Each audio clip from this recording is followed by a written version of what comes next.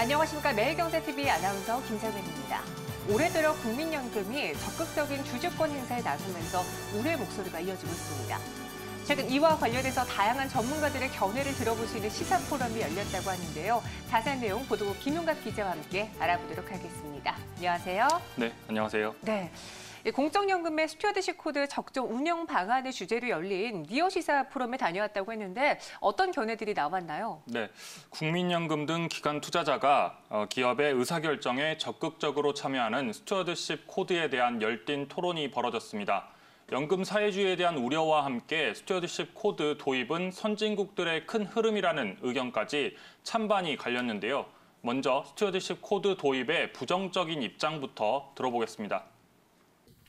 기본적으로 그 스튜어드십 코드는 죄가 없다 이렇게 말씀드리고 싶고요. 문제는 이제 스튜어드십 코드가 국민연금과 관련이 됐을 때 이제 우리가 상당히 조심스러운 문제들이 있고 또 컨틴전시한 프로블럼들을 우리가 예측을 해줘야 된다 하는 말씀입니다. 그리고 기본적으로 지금까지 우리가 가지고 있는 개념들이 급속하게 변화하고 있습니다.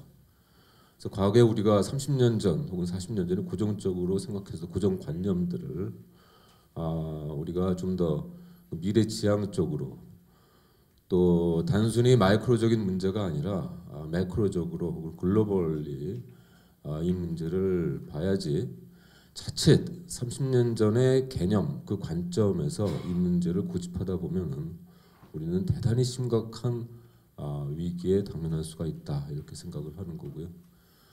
과거에 우리가 그 국내용 대기업 재벌의 문제가 아니라 이 재벌이 국내 대기업들이 해외에 나가서 경쟁을 하고 또 그것이 국가 경제 이바지할 때 우리가 어떤 지배 구조를 지향해야 할 것이냐에 대한 관점까지 같이 봐줘야 될 거라고 보고 있습니다. 코드의 문제, 그 내부적인 문제 볼 땐 저는 전혀 문제가 없다고 말씀드렸고요. 그럼 이것이 이제 국민연금과의 관계에서 어떻게 이 문제를 해결할 것인가를 고민을 해줘야 될 거라고 보고 있습니다.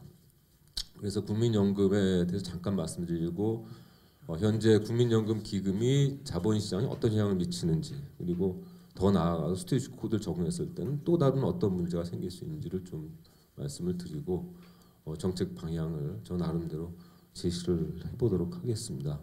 현재 국민연금 제도는 위기죠.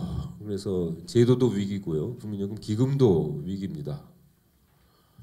그리고 자본시장도 뭐 사실은 드러나지는 않지만은 상당히 심각한 국민연금 기금에 영향을 받고 있고 그것이 저 나름대로는 우리나라 자본시장의 효율성을 심각하게 훼손시키고 있다 보고 있고요. 더 큰 문제는 이제 최근 주주권 행사 이미 뭐 상당 부분 많이 진행이 되어 있습니다. 사실 이번 문제는요 새로운 문제가 아니라 그동안에 많이 진행이 되어 왔는데 이것을 좀 더 정부 입장에서 봤을 때는 좀 단순화시키고 좀 계통화시키고 싶은 그런 과정이라고 얘기할 수밖에 없습니다. 그래서 저는 이것을 민간 기업의 사회화, 국영화라고 얘기할 수 있고 이게 무슨 사회화냐? 사회화라는 것은 그야말로 커뮤니즘 얘기하는 것이 아니냐? 최근에 사회화에 대한 개념이 바뀌었습니다. 자본시장에 반하는 것은 다 사회화입니다. 기금 운영의 특성은 순수 민간 자금의 정부 위탁 운영인데 이게 돈이 민간에서 정부로 가는 거죠. 기업의 돈이 정부로 가는 겁니다. 두 번째는 중소기업에서 상장 대기업으로 가는 겁니다. 자기가 돈 내고 자기 발목을 잡는 거하고 똑같습니다. 거꾸로 말씀드리면 연금 자본주의하고 연금 사회주의 저는 연금 기금 사회주의인데 사실 연금 사회주의라고 보통 얘기하는데 저는 연금 사회주의라는 말도 쓰고 싶습니다. 왜냐하면 워낙 그 정부가 연금을 통해서 사회적 문제를 해결하려고 하기 때문에 그렇습니다. 기초연금 포함해서요.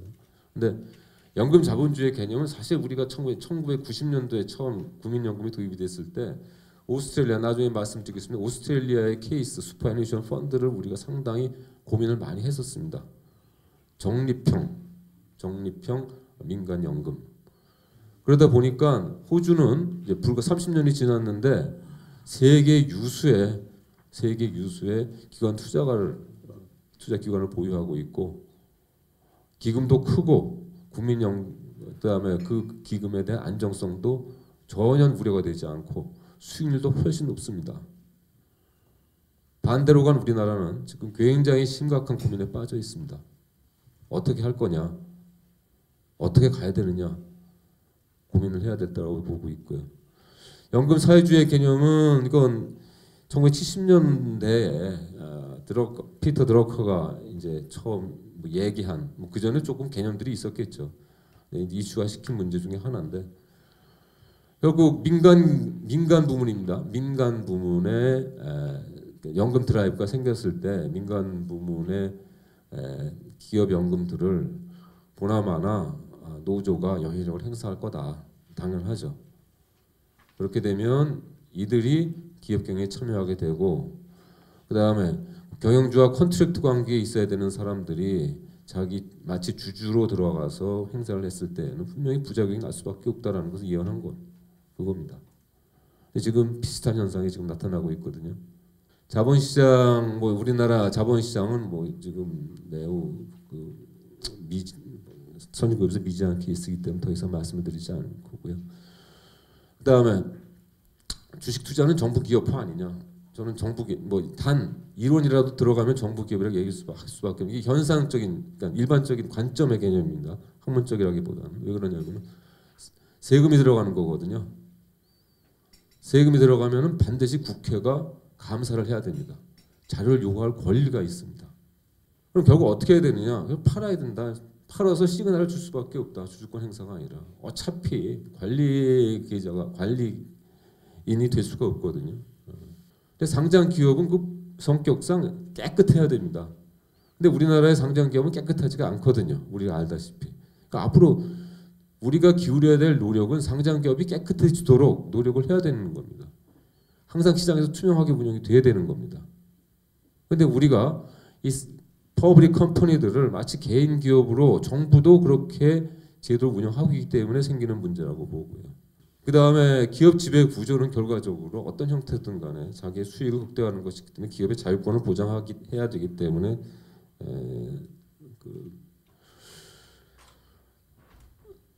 스튜어드 코드십의 적용은 신중해야 되는 것이 아니냐 하는 말씀을 드릴 수 있겠습니다. 스튜어드십 코드 자체가 자본시장의 긍정적인 기재라는 거에 대해서는 원론적으로 동의를 합니다. 그렇지만 현재 국민연금의 지배구조 하에서는 득보다 실이 더 클 수 있기 때문에 지배구조적 보완이 선행된 이후에 조심스럽게 제한적으로 실행하는 것이 바람직하다는 것이 제 논점입니다. 현재 국민연금 상황에서는 이 두 번째 그 이해상충 방지가 구조적으로 불가능하다는 것이 제 판단입니다. 이해상충의 종류가 여러 가지가 있을 수가 있습니다. 이게 이제 정치권, 그 다음에 정부, 보건복지부, 기재부, 금융위, 그리고 사회단체, 보면 노조, 종업원 단체, 그리고 의사결정을 하는 기금운용위원회와 수탁자위원회 또 이해상충. 이러한 이해상충이 구조적으로 다층적으로 지금 돼 있기 때문에 실질적으로 이러한 이해상충을 방지할 수 있는 기재가 없기 때문에 적극적인 주주권 행사를 하는 것은 바람직하지 않고 실질적으로 이렇게 이해상충을 방지하면서 자국 기업에 대해서 많은 지분을 가지고 적극적으로 스튜어드십 코드를 한 사례는 아직도 없습니다. 그렇기 때문에 지금 정부에서는 이해상충을 해소하기 위해서 이제 의결권전문위원회를 수탁자 책임위원회로 확대 개편하고 이렇게 한다고 이제 말은 하고 있습니다. 그렇지만 구조적으로 이렇게 이게 전통적으로 공무원들이 책임 안 지고 외부 위원들 모아서 그쪽에 책임을 전가하는 전통적인 방법이라고 저는 판단이 됩니다. 그리고 이러한 구조 하에서 그리고 이 수탁자 전문위원회가 보면은 되게 애매모호하게 되어 있습니다. 이게 정식적인 정책도 만들고 그다음에 그 안건도 분석을 하고 그렇지만 또 보면은 최종적으로는 의결기관은 아닙니다. 최종 의결기관은 기금 수탁위원회거든요. 그러다 보니까 이게 상당히 기금 최종 의사결정권자가 이 수탁자위원회를 상당히 이용할 수 있는 그런 구조로 되어 있기 때문에 그리고 실질적으로는 지금 많은 그 이해관계자들이 이 수탁자위원회에 대한 압력을 통한 어떠한 수탁자위원회가 이제 어떻게 보면 대리인 정치가 되고 있는 그런 상황이기 때문에 이런 구조화에서는 적극적인 스튜어드십 코드 도입이 오히려 득보다 실이 많을 수 있다 하는 것이 제 판단입니다. 이 스튜어드십 코드는 사실은 어길권 행사와 관련해서 그동안 국민연금이 해온 여러 가지 역사 속에서 연장선상에 있습니다. 사실 새로 넣은 것은 그 이름만 사실은 좀 바꾸고 또 그 내용에 있어서 좀 더 적극적인 행사로 가는 것이지 큰 의미에 있어서 주주의 어길권 행사와 관련된 큰 흐름은 그동안 과거부터 계속 있어 왔다라고 생각할 수 있습니다. 우리나라의 지금 스튜어드십 코드 행사의 그 전제 조건으로서 우리나라의 그 여건이 충분히 조성됐느냐 이런 측면에서 봤을 때 저는 이것이 지금 여건이 조성되지 않았다라고 저는 생각합니다. 기본적으로 이 다른 어떤 나라의 경우를 보더라도 스튜어드십 코드를 도입하는 과정에서 정부가 그리고 대통령이 직접적으로 이와 관련된 언급을 하든가 이걸 하겠다라고 한 적이 없어요. 기본적으로 민간에서 자율적으로 이루어지는 겁니다. 우리나라 같은 경우는 대선 공약에 나타나고 또 대통령이 특정 기업에 대해서 적극적인 의사결정 행사를 해야 된다든지 이런 식의 언급이 나오고 있다는 것 자체가 기본적으로 정치적으로 중립적이지 않은 상황에 있다.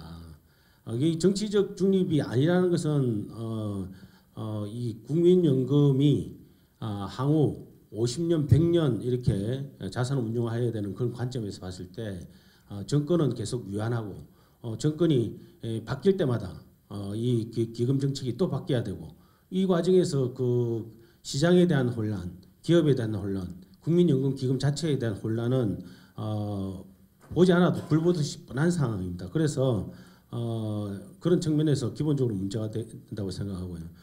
특히 현재 우리 국민연금의 이 지금 스튜어드십 코드 행사를 할 수 있는 기업 국민연금의 국민연금의 지배 구조 자체가 기본적으로 대통령과 복지부 이 정부와 이 대통령의 직접적으로 영향을 받을 수밖에 없는 그런 지배 구조를 가지고 있는데 이런 상황 하에서 이 스튜어드십 코드가 원래 이 스튜어드십 코드에 충실한다는 것이 결국은 연금 자산의 성장이고 기금 운용 수익률의 최대화인데 그런 관점에서가 아닌 어떤 특정 기업의 지배 구조를 개선한다든지 우리나라의 기업의 지배 구조를 개선한다는 그런 목적으로 한다는 것 자체가 국민연금의 본연적 목적에 위배된 것이다라는 생각합니다.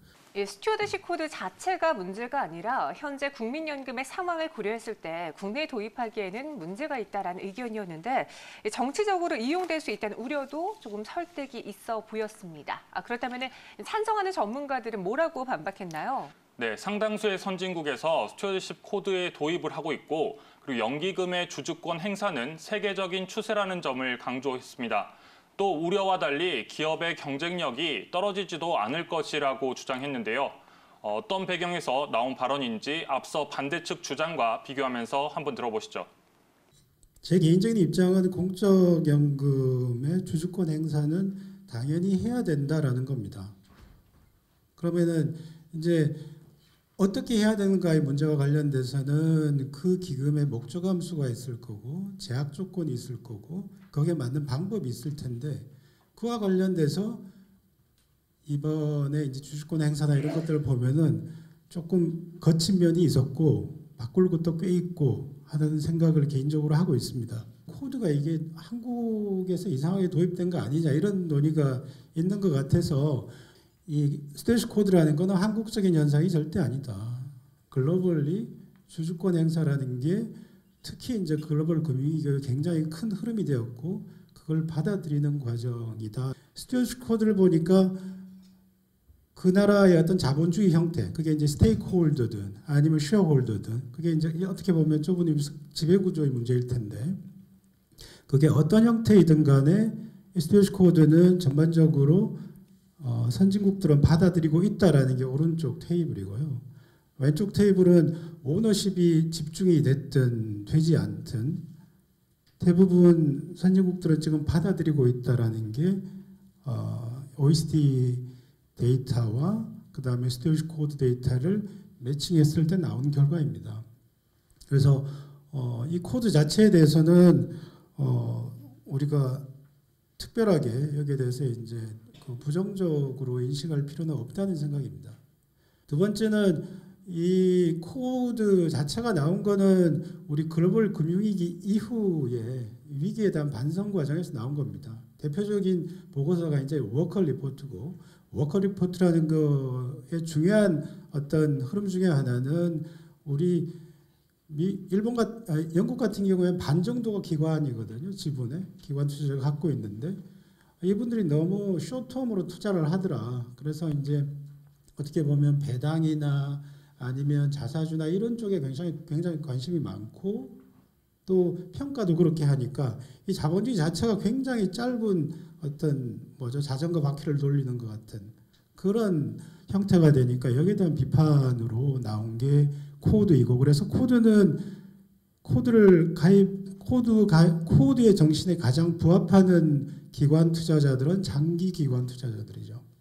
그러니까 엄청나게 많은 기업들이 이 뮤추얼 펀드에 의해서 어떻게 보면은 그분들이 이제 최대 주주가 된 상황이죠. 이러다 보니까 이분들이 이제 인덱스 펀드라는 거는 시장을 따라가는 거기 때문에 장기적인 호라이즌을 가지고 어떤 개입을 하려는 일이 생기는 겁니다. 국민연금이 코드에 가입하는 게 맞느냐 하는 그런 논란도 있더라고요.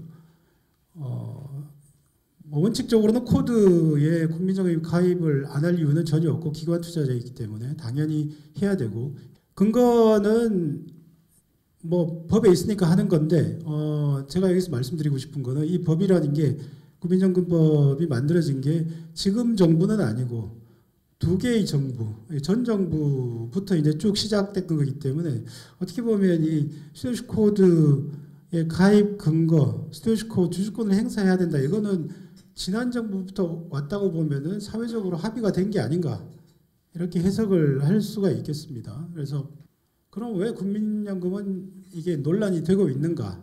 저는 이제 세 가지 정도로 생각을 할 수 있겠습니다. 그 자체가 법적으로 문제가 있거나 그렇다기보다는 국민연금이 처한 어떤 국민연금 고유의 특성과 환경적인 특성 이런 부분들이 다 작용을 했다고 볼 수 있고요.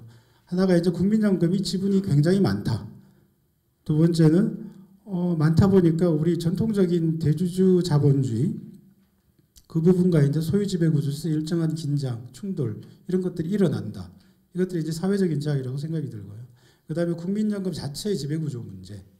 이 세 가지의 어떤 특수성들이 지금의 어떤 논란을 일으키고 있기 때문에 마침 국민연금이 가입한 스튜어디십 코드라는 거의 방법론은 명확합니다. 이건 장기 투자자이기 때문에 거기서 핵심적으로 얘기하는 거는 건설적인 대화입니다.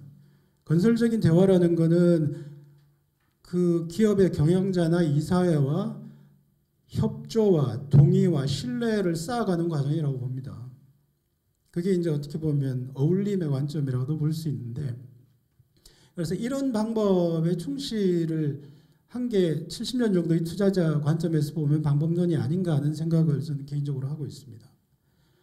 그렇게 되다 보면 그런 방식으로 하게 되면 우리 국민연금이나 기관 투자자 그리고 기업과 어떤 자본시장의 어떤 관계라는 게 예전하고는 다른 모습으로 형성이 될 거고, 그거는 어떻게 보면 긴 시기에서 기업 가치를 높이는 방식의 그런 어떤 시장의 모습을 만들어내지 않을까, 또 그런 기대를 만들어주는 게 어떻게 보면 국민연금의 역할이고, 또 그런 기대가 만들어진다면 시장 쪽에서의 어떤 디스카운트나 이런 부분들도 상당히 빨리 해소가 될 수 있는 게 아닌가 하는 생각이 들고요. 스튜어디십 코드가 정부 이념에 따라서 이렇게 도입되고 도입 안 되고 한 건 아니죠. 우리 송 실장님께서도 말씀하셨지만 박근혜 정부 때 도입 방침을 정했고 신재원 위원장, 임종용 위원장 다 추진을 했던 사안이고요. 책임 투자형 펀드라고 있습니다. 국민연금에서 직접 운영하기도 하고 간접 운영하기도 하는데요. 이 펀드가 대폭적으로 늘어난 게 이명박 정부, 박근혜 정부 때입니다. 이념하고는 관계없고 거의 전 세계적인 주류라고 해도 과언이 아니고요. 그다음에 한진 사태와 관해서 굉장히 오해가 많은 것 같습니다. 한진 칼에 대해서 이제 한진 그룹에 대해서 주주권 행사를 했죠. 그리고 이제 대한항공의 경우에는 이제 조양호 회장의 재선임권이 이제 부결이 됐는데 국민연금 때문에 부결된 것은 전혀 아닙니다. 국민연금 3년 전에 조양호 재선임권에 대해서 반대를 했고요. 다만 이번에 부결된 것은 우리 국내 운용사들에서 한국투자운용이라든지 아니면 외국계라든지 기관 투자자를 움직여 줬기 때문에 부결이 된 거고요. 그리고 또 오해하고 있는 게 뭐 땅콩 사태라든지 물컵 사태 이것 때문에 국민연금이 반대한 건 아닙니다. 당연히 배임 횡령이 있었고요. 엄청난 규모의 배임 횡령이 있었고 예를 들어서 통행세라든지 변호사 수임료를 회사에서 대납한다든지 개인적인 사건임에도 불구하고 회사 가치가 떨어지니까 원칙에 따라서 미리 정한 의결권 행사 지침 투명하게 공개된 거에 따라서 했을 뿐입니다. 그렇게 했기 때문에 이거는 굉장히 오해가 있는 것 같고요. 연금 자본주의, 연금 사회주의 나옵니다. 굉장히 중요한 얘기고요. 당연히 연금 사회주의로 가면은 곤란하겠죠. 자, 그러면 국민연금이 현재까지 보인 행태는 연금 자본주의냐, 연금 사회주의냐? 제가 보기에는 연금 자본주의의 원리에 충실하게 따라가고 있다고 봅니다. 장기적인 주주 입장에서 독립성이 없는 사회이사에 대해서 거수기하는 사회이사에서 반대를 하고 일감 몰아주기나 사회 편취나 배임 행령으로 기업 가치를 떨어뜨리는 총수 일가에 대해서 반대를 하고 투자처도 없으면서 계속 현금만 쌓아놓는 기업에 대해서 과소 배당하는 경우에는 반대를 하고 이런 것들이 연금 자본주의라고 누구도 다 볼 겁니다. 자, 이제 연금 사회주의라고 보는 한 가지 이제 사건이 있었죠. KB금융지주에서 노조 추천 사회이사가 이제 제안이 됐습니다. 이때 국민연금이 이 노조 추천 사회이사에 대해서 찬성을 했어요. 이것 때문에 이제 오해가 많은데 이거는 국민연금이 미리 정한 의결권 행사 지침에 따라서 투명하게 공개된 지침에 따라서 행사할 수밖에 없었기 때문에 그 당시에는 무조건 찬성이고 근거가 있으면 의결권 행사 지침상 반대할 근거가 있어야지 반대를 하는 상황이기 때문에 어쩔 수 없이 찬성을 한 겁니다. 그게 2017년도 임시주총이고요. 2018년도 정기주총 때 똑같이 제안을 했는데 그때 국민연금 반대를 했습니다. 그래서 또 스튜어십 코드 때문에 기업의 경쟁력이 많이 떨어진다. 뭐 이것도 조금 의미가 없는 얘기 같아요. 왜냐하면 국민연금의 행태를 보면은 굉장히 객관적인 사건에 대해서 합니다. 뭐 배임 횡령을 했다든지 일감 몰아주기를 너무 심하게 한다든지 사회이사가 독립성이 너무 없다든지 이런 경우 하는데 그런 것들을 제외하는 게 기업 경쟁력의 저하인가 이런 거에 대해서 반문을 좀 하고 싶고요. 그리고 일관성 없는 의결권 행사 이게 이제 문제가 될 텐데요. 특히 이제 국민연금이기 때문에 정부가 영향력을 행사할 수 있는 국민연금이기 때문에 혹시 정부의 입김에 의해서 의결권 행사가 일관성을 잃는 건 아닌가 그렇게 생각을 하실 수도 있지만은 경험적으로 보면은 오히려 재계 이익을 위해서 일관성을 잃은 경우가 있습니다. 600조 원이 넘는 기금을 운용하고 있는 국민연금이 5% 이상의 지분을 보유한 국내 상장 기업만 300여 곳에 달한다고 합니다. 이 기금의 수익률을 높여야 한다는 명분을 걸고 국가가 입맛에 따라 기업 경영에 개입하는 것은 아닌지 다시 한번 되돌아보는 시간이 되었습니다. 네, 저희가 준비한 sho는 여기까지고요. 다음 이 시간에 다시 찾아오도록 할게요. 시청해주신 여러분 고맙습니다.